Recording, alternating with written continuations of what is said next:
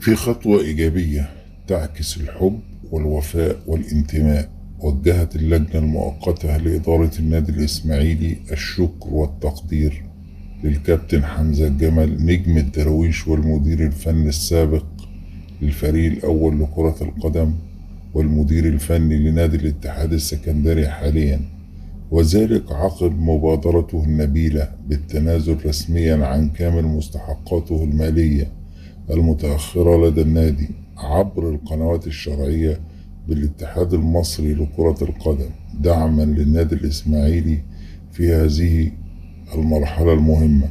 وأكدت اللجنة أن موقف الكابتن حمزة الجمل يعكس مدى انتمائه وإخلاصه للنادي الإسماعيلي، ويجسد أسمى معاني الوفاء والعطاء في وقت يحتاج فيه النادي الإسماعيلي إلى تضافر جهود جميع أبنائه المخلصين من أجل تجاوز التحديات الحالية واستعادة مكانته الطبيعية بين كبار الكرة المصرية.